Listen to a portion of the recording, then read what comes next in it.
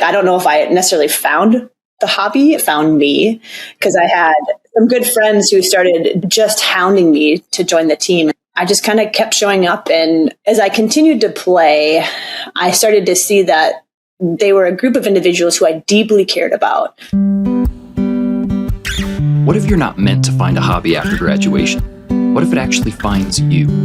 Alumni, we're continuing our side quest series as we explore how to spend our free time after graduation. So far, we found our free time can easily be spent in ways that are joyful, sustainable, and surprisingly significant, and hobbies are no different. This week, we're chatting with my good friend, Melissa LaFrance. Melissa is on staff with InterVarsity. She's an alumna, and she's a professional ultimate frisbee player. That is definitely a first for the podcast. Today, Melissa's going to share how she didn't have time to go searching for a hobby after graduation because it found her first. And it turned out to be a side quest that brought her a lot of life, a lot of friendship, and some amazing opportunities to share Jesus with people that she just never would have had access to otherwise. Welcome to After 4, your podcast for navigating life after graduation. I'm your host and guide, John Steele, and this one's for you, alum. Melissa, welcome to the podcast. Thank you for having me, John. Absolutely. Melissa, I'm glad that you're here to join us for this conversation. It's always fun to hang out with a friend. All too often, I hang out with people I've never met before on this podcast, which is great. They're awesome guests, but it's a special treat to hang out with an old friend. So, Melissa, before we jump in, I have a question for you because I didn't ask you about this before. And that question is, are you still known for eating like whole green peppers like an apple as a morning snack? Is that still a thing that you do? I forgot that I did that at one of our meetings multiple times. I was going to say, not just one. Probably many. Yes, but okay. I've switched to red and orange and yellow. Green is not my favorite. Yeah. The other ones are just a little bit sweeter. The red is, or the green is, yeah. It's not where it's at. It has all right, so you've switched taste. Yeah, yes. Hence the green, I suppose. Anything green is just not quite so sweet and tasty usually. Okay, anyways, not related whatsoever to our conversation today, but I just had to ask if that was the case. Melissa, as I will have already shared in the intro, but I'll say it again. We were on staff together in the early days of our staff career, on campus together, I should say. We are still on staff together, but we were on campus together, which was a lot of fun. And you are somebody who has always had, from my perspective, always had like a helpful perspective on free time and how you like engage with life outside of maybe your 9 to 5. I mean, we're campus staff, so 9 to 5 isn't actually our work time, but whatever the work timeline stuff outside of that, I always felt like, man, Melissa's somebody that's got a good idea of how to spend her free time and to do it in a healthy way. And so that's what we're talking about in this series. Is we're calling it side quests, and it's like, what are we doing with our free time? What are we doing with that time outside of work? And one of the things that we're talking about that you're joining us to talk about is hobbies.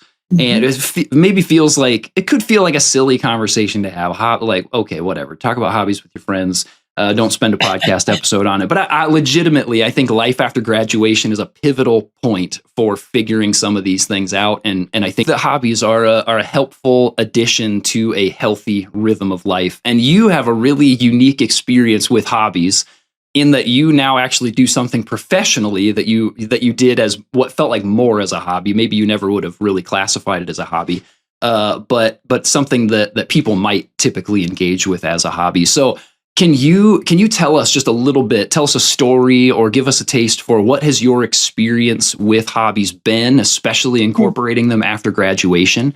And it can be inspiring or relatable, whatever you want to share. And then is there one thing that you wish you had known at that stage of life after graduation about incorporating hobbies into your regular life rhythms? Yes. Well, I've always been an active individual. I was involved with multiple sports growing up. And I think that's just always been part of, like, movement has always been part of my life. And it's given me joy. It's given me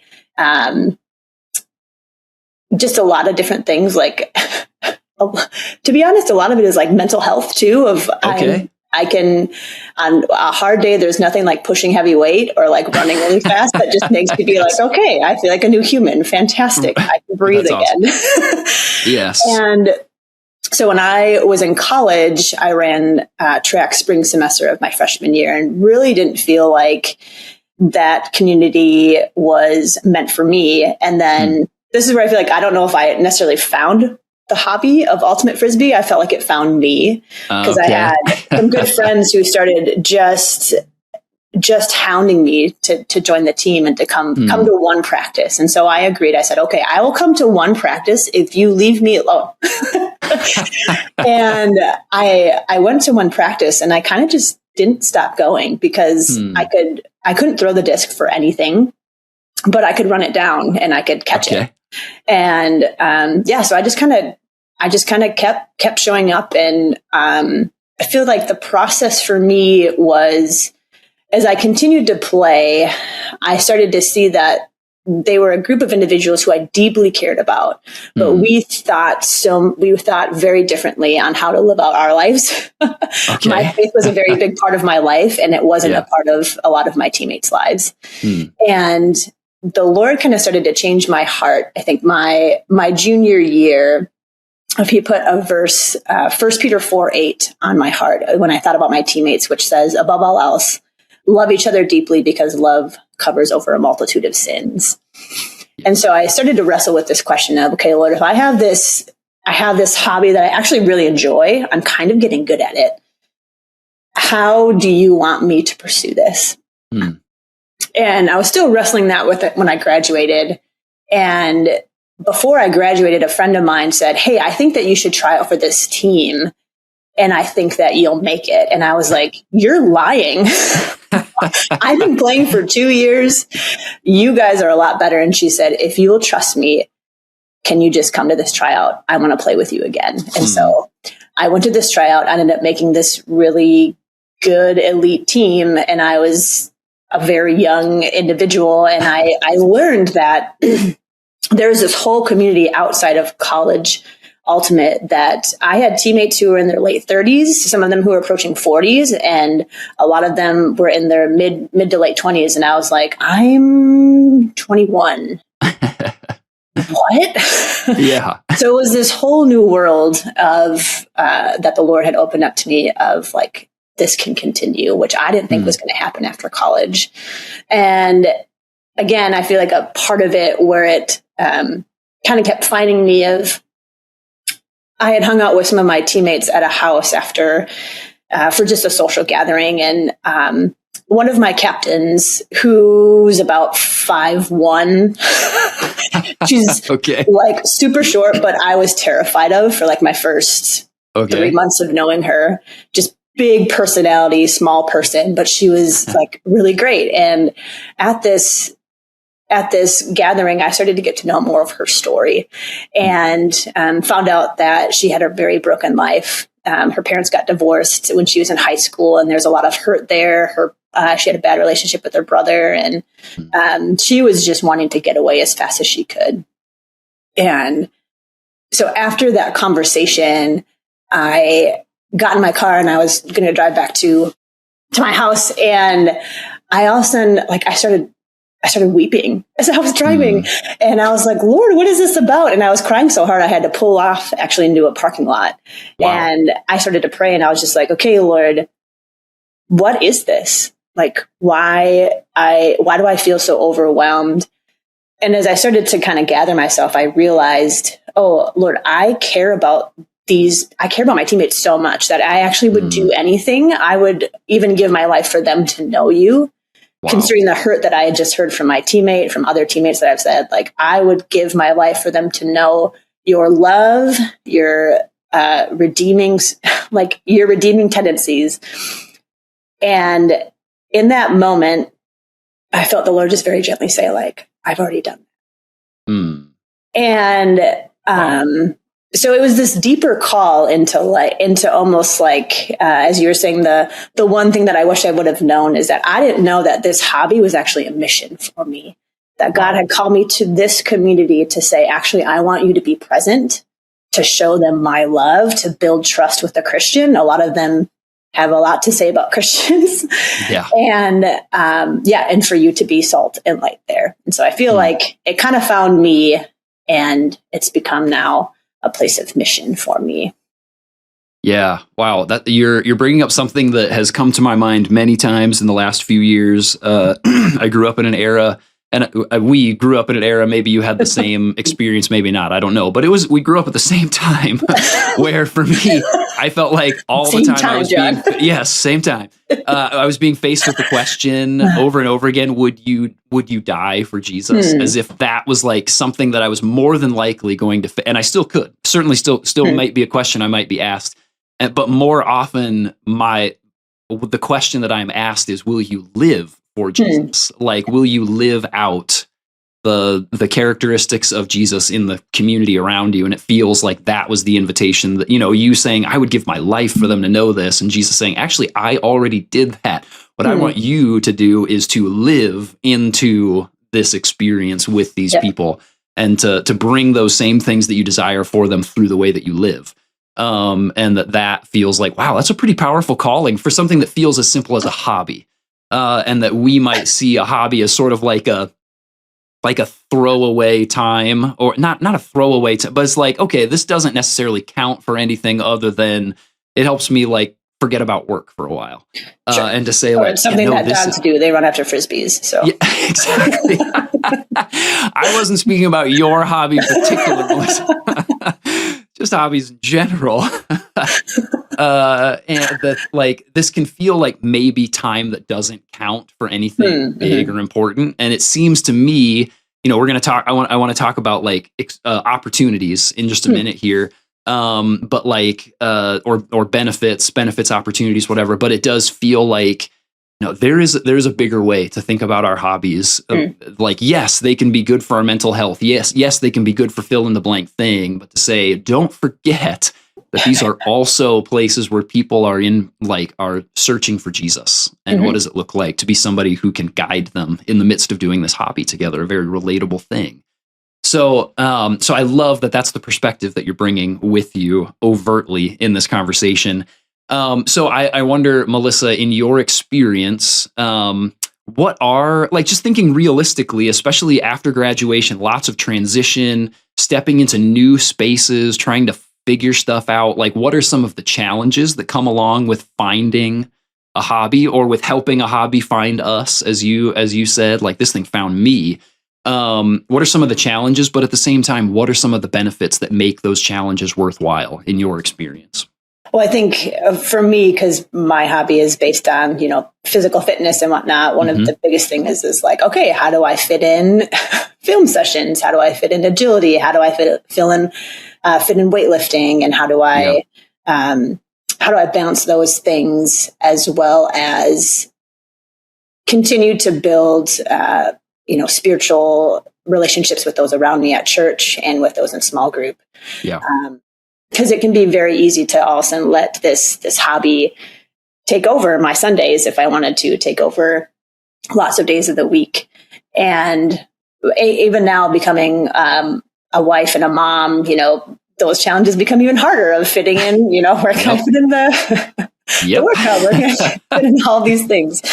But all that to say is, well, and I guess another challenge is, now that I'm getting not in my 20s, like, your body can only take so much. And so it's having to listen and to really pray, like, Lord, what do I need? If you want me to still be in this space, what does my body need in order to keep healthy and to keep pace with us happening? And I feel like with that, what are the benefits? Like, I just have so much joy. Like, when I'm around my teammates, when I'm playing, one of my favorite pieces of high level ultimate is just, you push each other to the max of, like, I mostly play defense. And so when there's an offender that does something that's just like, I feel like I'm playing really good defense, and they somehow get the disc or like lay out or do something. It's just one of those things where I'm like, how did you do that? It was so amazing. Yeah. And just the joy that brings of, like, I couldn't do anything, like, that was just fantastic. Yeah. And I feel like a better person. I feel like a better mom, a better wife, a better friend, because it does give me joy. It gives me a lot of, I think perspective as well of like, oh, this is important because not only has the Lord done work through this, but he's done work in and through me as I've interacted with these wonderful human beings as I, move my body. And so, the challenges definitely, I think, not the challenges, the joys. Just give up. Never mind. The joys outweigh the challenges. Yes, absolutely. And it sounds like one of the big challenges, outside of, for you, again, you said this thing found me. So maybe it felt fairly easy to know this is the thing I'm going to keep leaning into because it just fits. And people keep inviting me to do it, which may not be the case for our alumni, especially if they're moving across country or something like that. That's like, boy, how do I figure out where I fit in, where that space is for me? And some of that probably just comes down to, well, what was the stuff that you really loved doing already? Are there people doing that? Well, just go join them. Go join them in doing it. But the outside of that, one of the big challenges that it sounds to me like we need to keep in mind are what are appropriate limits? Like what are my physical limitations? If it's something that is physical, but also what are the time constraints? How much am I willing to invest in this? Is this something that like I want to increase in my ability as I'm doing this? Or is it just no, I really want a place that I can just sit down and unplug. And so like sort of understanding what are the limitations either of the thing or of me, and keeping those things in balance. Because it is easy for a hobby, especially if it's something that we love and that does bring us a lot of joy. It's maybe easy for us to cross over the boundaries of, this is not what the Lord has called me to as a this is not the sum total of my calling. And so I need to be careful about how much time or attention or financial investment or whatever that I'm putting into this thing. And so maintaining that balance is one of the challenges. And I do think one of the things that helps us keep an ear to that is what you're talking about for joy. Like if a hobby continues to evoke joyful experience and connection with other people, then you're probably keeping it in a healthy balance, like legitimate joy, not just moments of happiness. But if this is helping fuel your tank so that the other parts of your life are improving because you're doing this, and that they're not slowly dying painful deaths because you're doing this, then it's okay, you're probably keeping your hobby in a safe balance here. And some of those experiences of joy are probably good indicators that you're doing a good job with how you're engaging with this. Yeah. Well, it's one of those things, as people say, too much, you can have too much of a good thing. And I think that's when you're coining of, I think, especially in performance-based hobbies, whether it be playing music, which you know about, playing music or some sort of athletic thing where performance is a piece, you can very easily become enslaved to it because the performance can be all that it's about. And you can get fixated on that of I made a mistake. We didn't win. I played a wrong note. I did this and that. And that's not what it's about. It's about, okay, in the midst of that, Lord, where are you still working? In the midst of that, how can I still hang on to the joy of I'm known to often laugh at myself and say things like, oh no, or oh, stupid. And it just makes my teammates giggle because I'm able to I'm not perfect. I'm usually able to let a mistake roll off my back because I know that there is a greater purpose for me in this sport, in this hobby, rather than the performance piece of it and getting enslaved to, I am what I perform and I'm not. I am a child of God. I am not my performance. Yes. Yeah, I can identify with that as well. As you mentioned, music. My my buddy and I, a couple of years ago, we started just getting together to play music together because we had fun. It was just fun to play music with somebody, and then we started getting encouraged. You should see if you can play somewhere, one of these local restaurants or bars or something. And then all of a sudden, that has picked up steam, and we're actually experiencing some success doing this. But, early on, especially, we were having this conversation constantly of like, man, we would be getting together to play music, whether or not somebody paid us. Like if we're going to get paid to do it too, sweet. Yeah. But it is really easy to, especially as you start feeling some momentum, it's easy to start feeling that tension of like, oh, we got to get paid. Like, and to forget the whole, to forget the whole thing of like, we're doing this to have a good time because it does bring joy. It gives us life. And because we do think it makes us better at our jobs and better in our church communities and better with our families. And because it's just like, we have more joy in our lives. And so we get to engage more joyfully with the rest of our lives. But like you said, it is very easy for something that's, especially if it's more performative or if there's some sort of like, I'm going head to head with somebody in my hobby, that it can become all about winning or achieving as opposed to how do I use this to bring joy and to live out my life faithfully for Jesus in the presence of other people. And so it is very easy to lose sight of those things. So I mean, with those things in mind, then, Melissa, do you have a few like practical tips in your experience with this that might help people engage with balanced, life-giving hobbies after graduation? I do. I wrote down 4 because I'm okay. 4. I will keep count so I don't cut you off too early. Well, I think the first one would be pursue something that you really enjoy and don't feel afraid to step out. As I said, I would not have pursued this other team had a friend of mine not been like, hey, you should.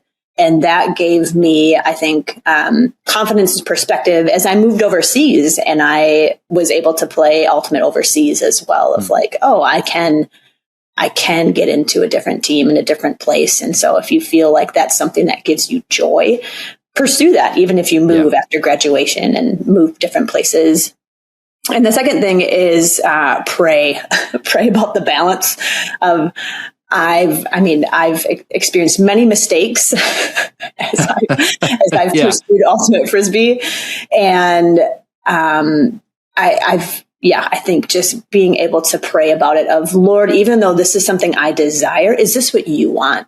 And I've actually had pushback of, even though I've wanted to be part of XYZ team, the Lord has been like, actually, it's not going to fit. And I've seen how his hand has been at work as I've pursued him, as I pursue this thing as well.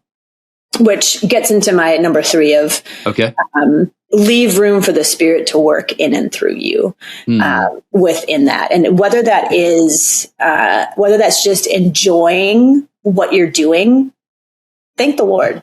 Lord, thanks for creating me to love music.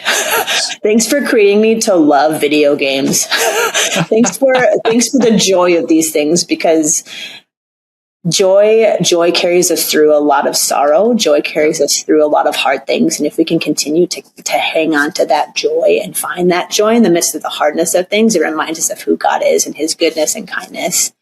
And the last thing is, if you love something, find community around it. And so mine's kind of built in that it's a team sport, but I know some people are like, I really love cooking, or I really love reading. Can you join a book club? Can you join a cooking club? Because it's all about community. It's all about building relationships. And that's where the Lord might pull you into the hobby as your mission of like, actually, there's this group of people that don't know me and are really hurting and need some love and support.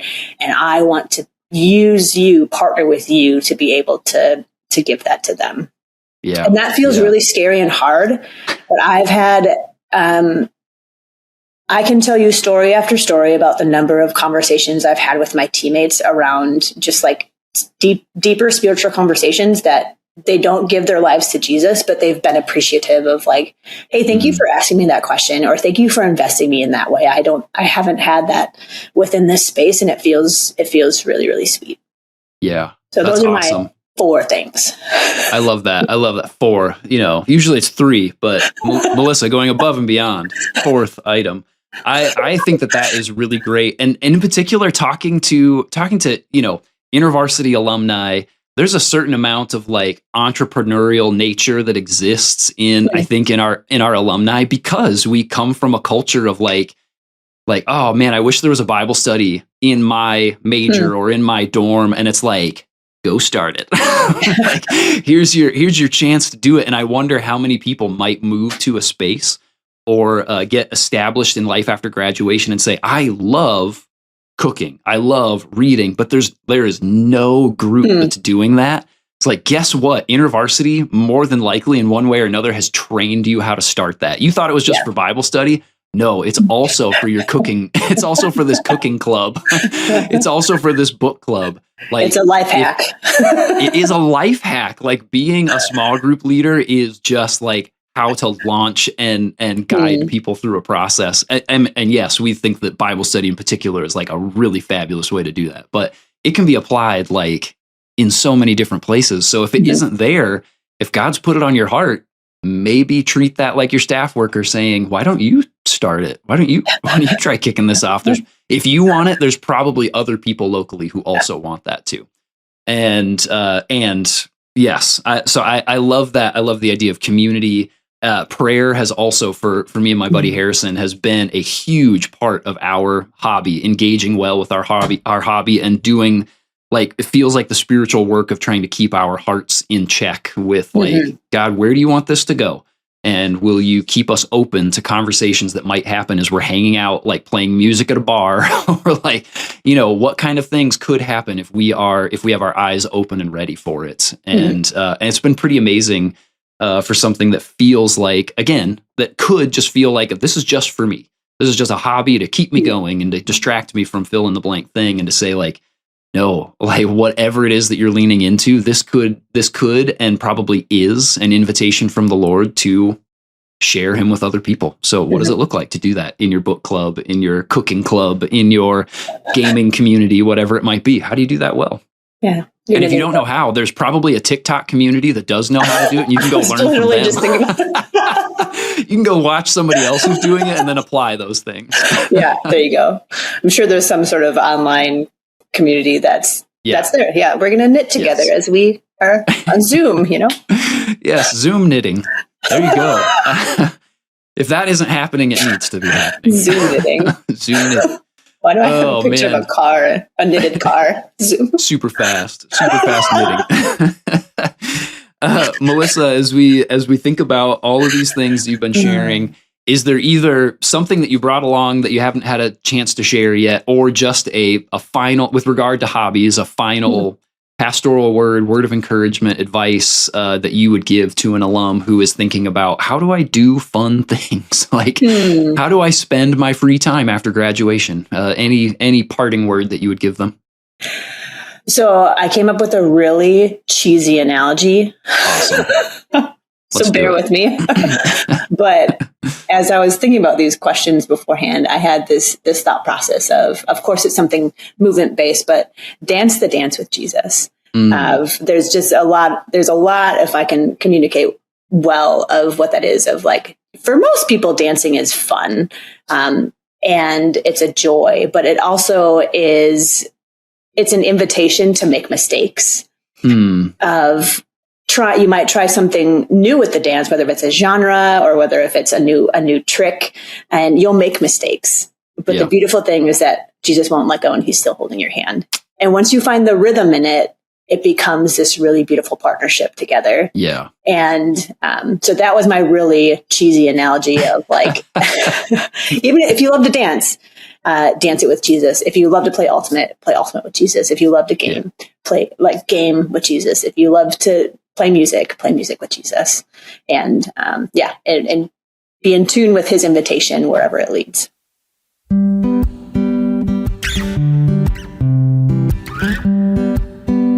Alumni, is there a hobby that keeps tapping you on the shoulder after graduation? That opportunity that keeps showing up, that thing a friend keeps inviting you towards? Maybe it's not about committing to that hobby full send. Maybe it's just about showing up one time and giving it an opportunity to captivate you. Maybe you don't even love the activity at first. Maybe it's more about the people, the relationships, the opportunities to build trust, and as a result, the opportunities to share Jesus in a way that feels honest and organic. And you might not get it right at first. That's totally fine. Like Melissa said, dance the dance with Jesus. You'll make mistakes. You'll trip over your own feet a bit, but eventually you will find the rhythm, and you'll discover something that not only fills you up, but also provides you with casual opportunities to love Jesus and to love others. Sounds like a pretty sweet side quest to me. Melissa, thank you so much for joining us and for helping us in our side questing adventures after graduation. Alumni, come back next week for our 4th and final episode of the series where we discuss the transformational side quest of volunteering. Until then, consider sharing this episode with someone who needs to hear it, and I will see you in the after, alumni. Thanks for listening to After 4. This podcast is brought to you by the InterVarsity Alumni Relations Team, hosted and produced by John Steele, production assistance by Mike Centera, edited by Caleb Leppert, and our After 4 theme music was written and performed by John Steele.